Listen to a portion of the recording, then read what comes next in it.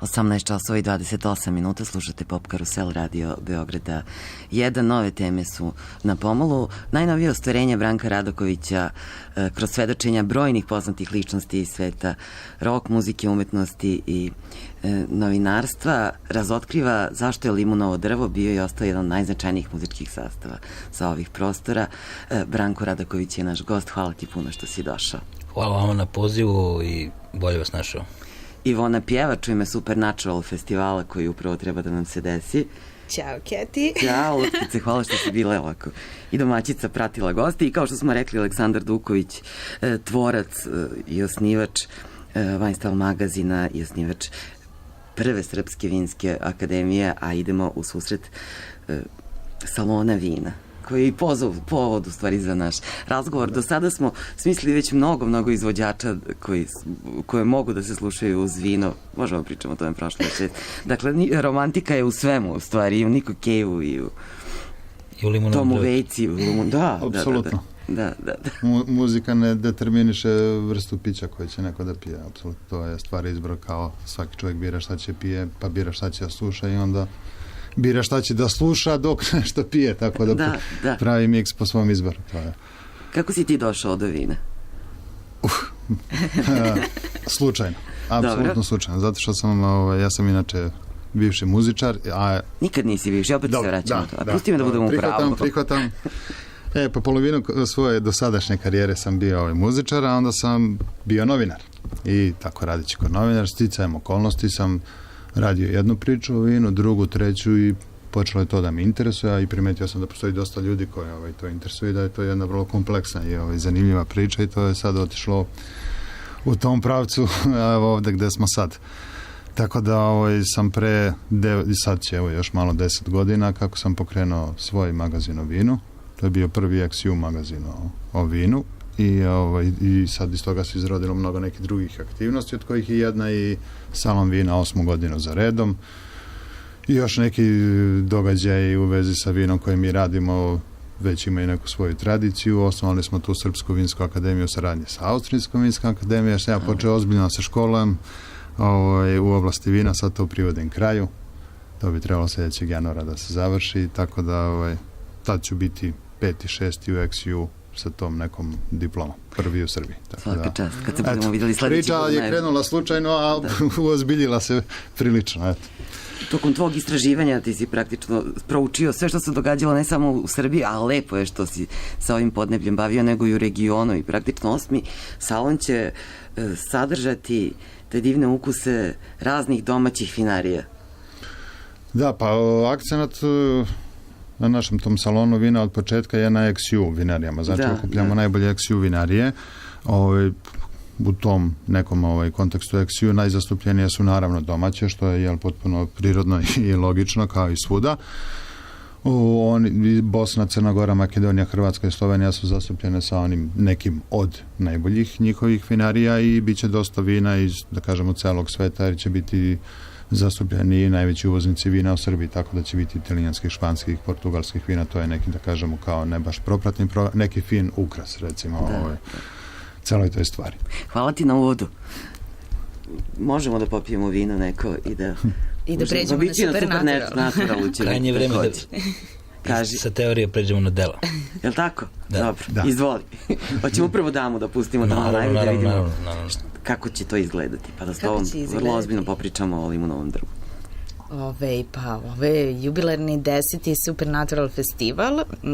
Prvo da vam čestitam svima današnji dan planete Zemlje, koji Supernatural proslavlja već 10 godina uspešno, tako da sutra nas očekuje Supernatural piknik na Hajdučkoj česmi sa početkom u 11 časova. I kao svake godine mi pokušavamo i radimo na tome da ljude edukujemo u pravcu očuvanja životne sredine i ove godine pored bogatog naravno muzičkog programa i uglavnom će biti to beogradski DJ-evi koji će nas zabavljati dobrom muzikom. Pored toga imamo wellness program u koji uključuje organizujemo radionice joge i kapoere, imamo i nutricionističku radionicu, a i naravno svake godine imamo i zelenu pijacu gde promovišemo organske proizvode, organsku poljoprivredu i autohtone proizvode iz Srbije. Tako da je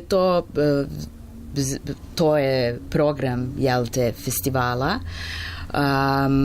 Sad ne znam da pričam neki istorijat malo, pošto je ovo 10. festival i vraćamo se na mesto gde je sve počelo. Znači, gde je najlepše u stvari, da. Ali obavili ste posao značajan. Da.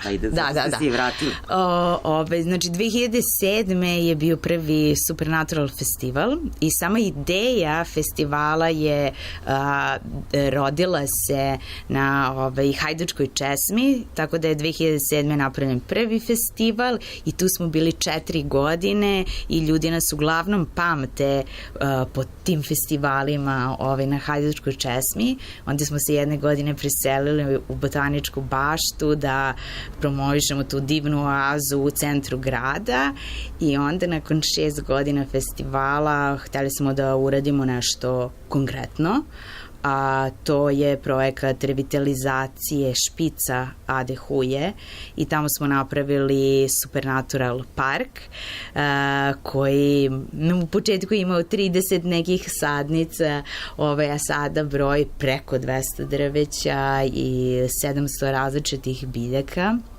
Inače, Ada Huja spada u IBA područje, što je, broj preko 200 različitih vrsta ptica, gde smo napravili osmatračnicu, da promovišemo i ekoturizam, i park i dalje buja i oni i dalje u funkciji, iako mi ove godine odlazimo na mesto gde je sve počelo u Košutnjak, tako da to je to.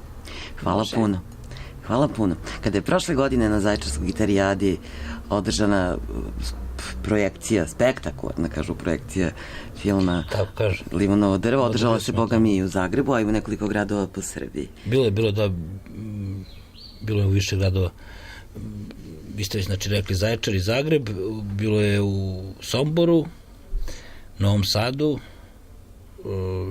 ove godine u Subotici, Vranju, juče je bilo u Sremskoj Mitrovici, sutra je u Beogradu, a da se pohvalim ovom prilikom da je osvojio i nagradu film i da preuzimamo tu nagradu 29. aprila. Čestitamo. Hvala.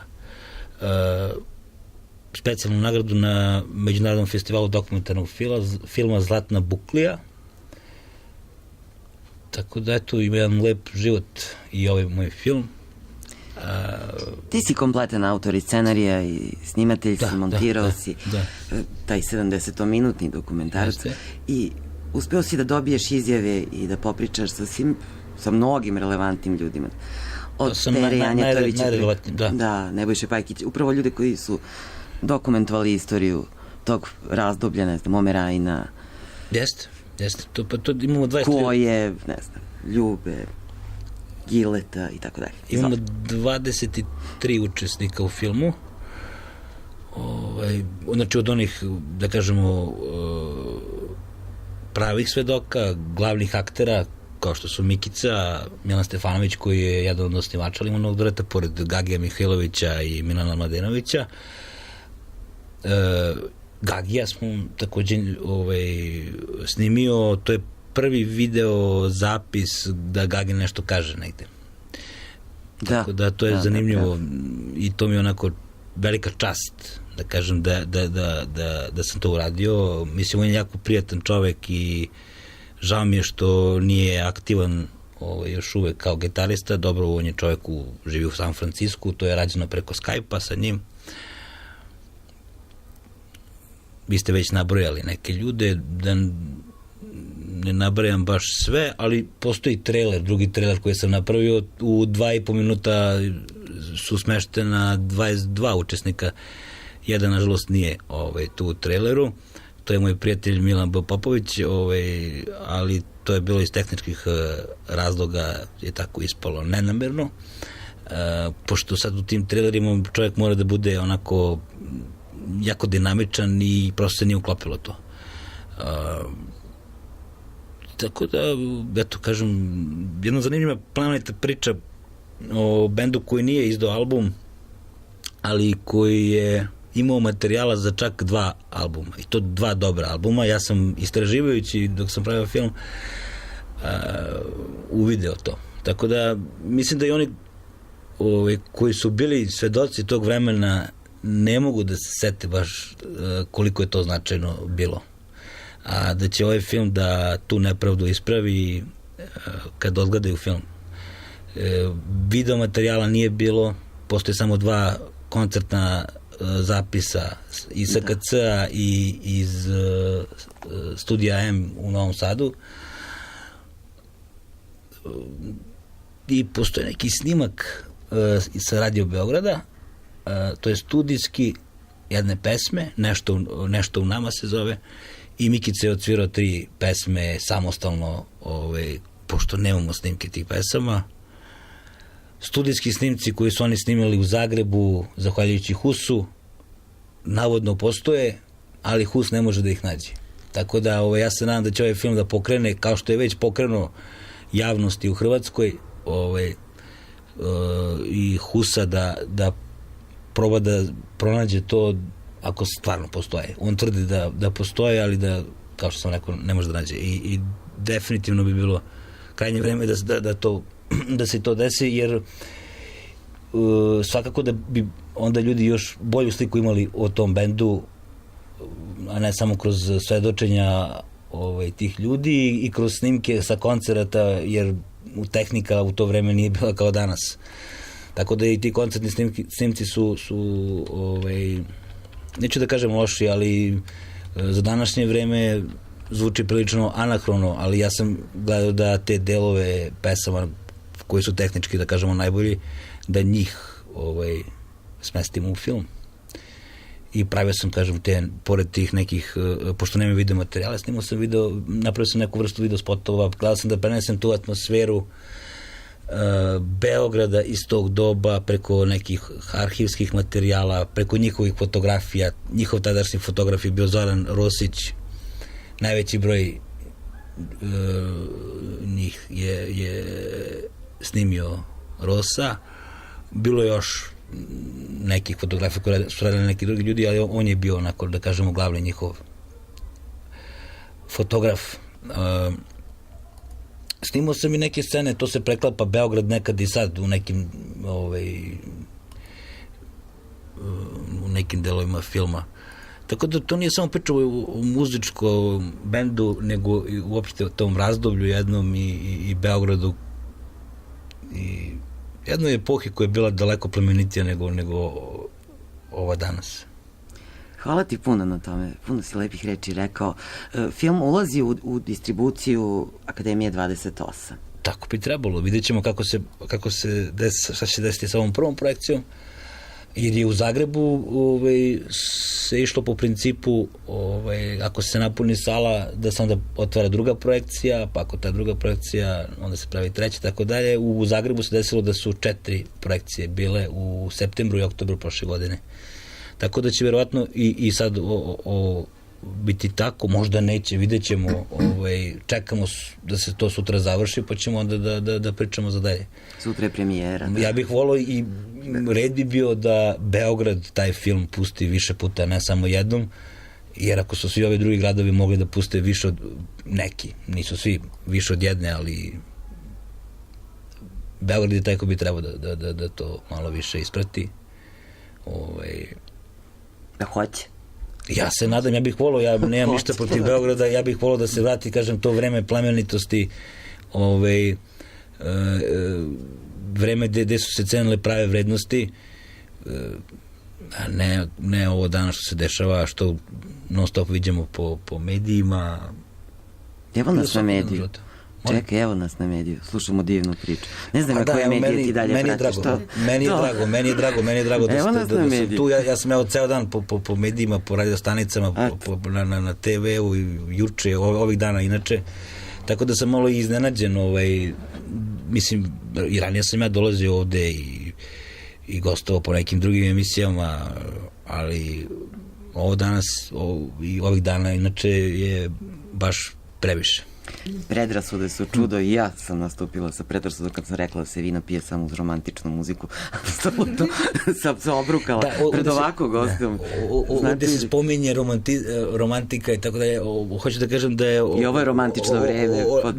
Beograda ima period. Jeste, ne, ovo vreme ovde u ovom filmu sam izbegao patetiku, ali romantike ima u muzici. Tako da je, Limonov drvo je bilo sastavljeno od raznih žanrova muzičkih, ali su imali romantične pesme ako je Milan Mladenović kasnije bio malo indirektni, ovde je bio malo, da kažem, više direktan, tako da kažem, u vremenu Limonov drva te tekstove koje je pravio, ali bili su romantični.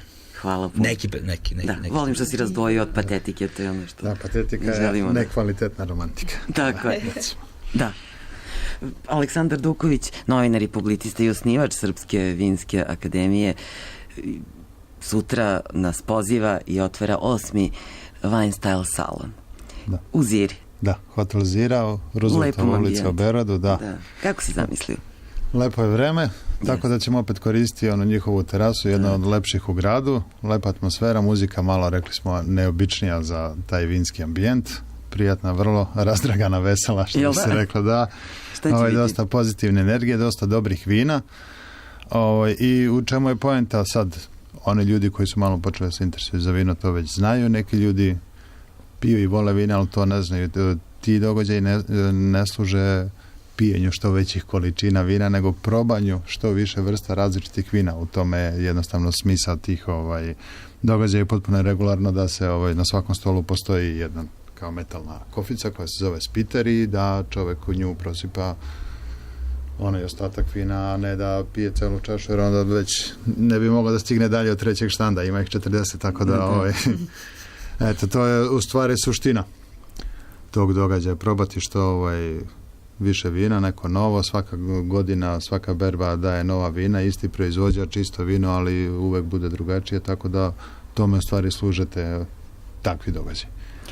Vino jeste neka stvar i činjenica koja možemo se ponosimo i mi ovde u Srbiji i šire. I nešto što će činiti lepu sliku našeg grada. Možda jeste, možda nije. Zavisi kako se uzme. Da, primetna je ekspanzija interesovanja za vino, širi se cela ta priča, razvija se vinska industrija ogromnim intenzitetom. Sve je to super, sad imamo neke stvari u kojima baš ne pariramo ovim nekim razvijenim vinskim zemljama, ali na kojima se radi, tako da trebalo bi da u budućnosti stignemo i po tim parametrima ove ostale zemlje, kao što su klasifikacije, pouzdanost praćenja tih nekih kategorija, klasifikacija, vinski zakoni, tako da vinski marketing, konstantnost u kvalitetu, znači to je ono što zemlje sa razvijenom vinskom industrijom i tradicijom već godina primenjuju, zašto se potrošači uvek lakše odlučuju za neka druga vina nego za recimo sad bugarsko, srpsko, makedonsko, jednostavno ljudi imaju poverenja i kažu kupit ću italijansko vino za 7 evra i znam to je uvek to otprilike, a ovde nisu baš sigurni šta će dobiti, tako da, ali dobro, to je sad nadogradnja, to je sad neki sledeći stupanj u ovoj fazi razvoja. Bukvalno to je, ono što ste započeli je nešto što će doneti dobro samo i vinarijama i opšte analizi i toj grani. Apsolutno. Si čula, draga Ivana? Priči nam je Supernatural. Mislim, to sve treba postignemo, vas treba postignemo sutra u toku dana. Da. Prvo ćemo kod tebe, pa idemo. Zgusnut program, da. Stižemo, idemo. Žao mi što neću imati priliku da posjetim festival vina. Ići ćemo u njegov vinski. Vina, da. U wine bar. A vidjet ću i valjda i film. Neću sutra, ali neki drugi put. Da. Pa ja bi samo još jednom da ponovim da sutra je, kao što ste i vi rekli, stvarno očekujemo je predivan dan.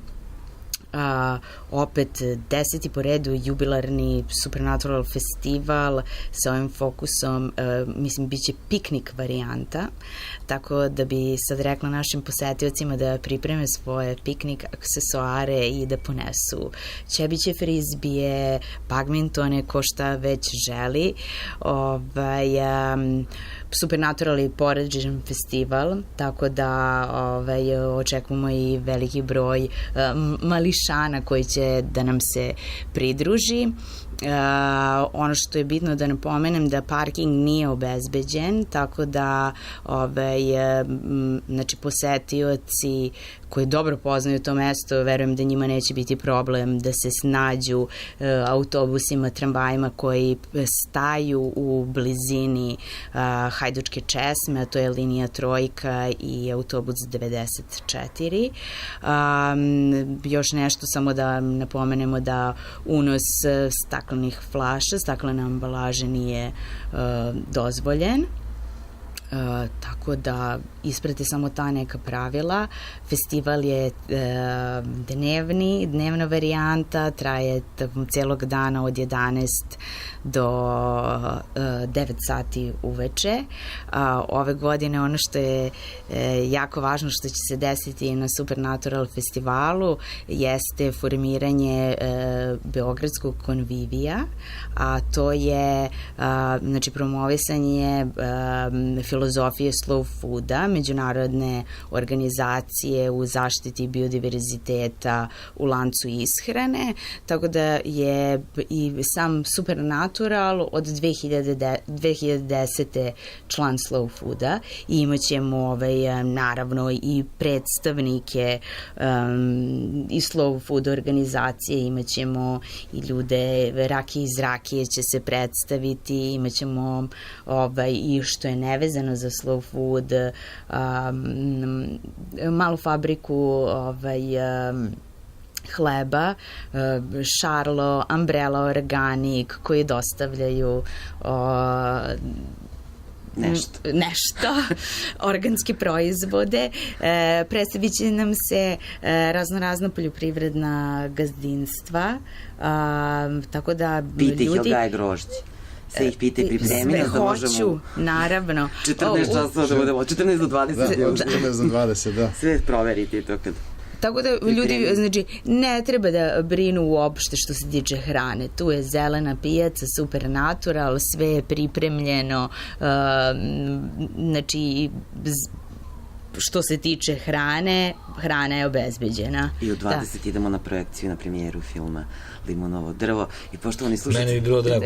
Pa da, mi dali smo našim slušalcima najlepši mogući dan, ovako na uvid, i nadam se da ćemo svi ga iskoristiti baš tako kako izvoli Aleksandre. Ja bih samo da dodam da veći deo karata za salon vino smo mi inače već podelili određenim gostima, ali može da se kupi jedan deo sutra na samom salonu, tako da svi oni koji su zainteresovani mogu to sutra da... Na licu mesta. Na licu mesta. Evo, hvala najlepšim informacijama. Samo ja da se nadovežem, što se, kad su karte već u pitanju, sutra, znači, besplatan je ulaz na Supernatural festival, znači bitna je samo dobra energija i to je to.